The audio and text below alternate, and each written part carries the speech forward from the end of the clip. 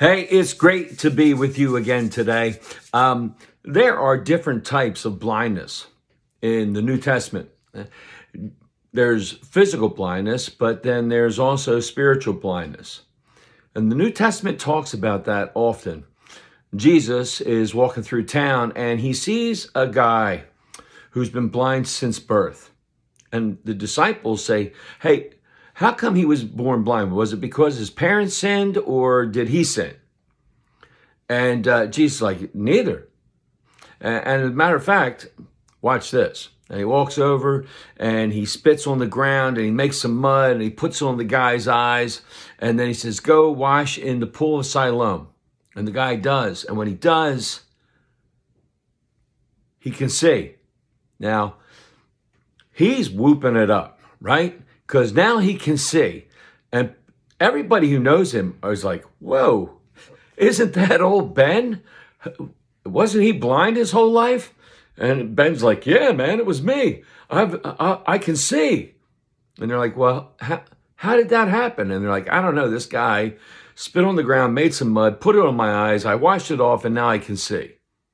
And so he goes and the Pharisees go like, whoa, what happened to you? How'd this happen? And he's like, I don't know, this guy did this for me. And they're like, well, where's he at? What's up? Who is he? And he's like, listen, I don't know who he is.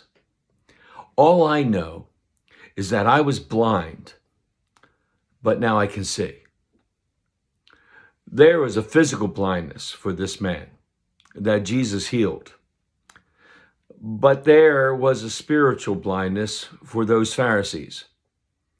You see, they thought that they had it all together. They thought that they were righteous, that they were sinless, that they didn't need a Savior. They didn't need to ask for forgiveness because they were the elite. They were the religious leaders. These two types of blindness, one, a physical ailment, it's horrible.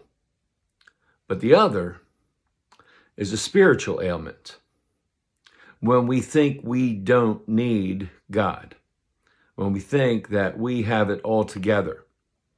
And there's several instances throughout the New Testament where Jesus says, hey, you gotta wake up.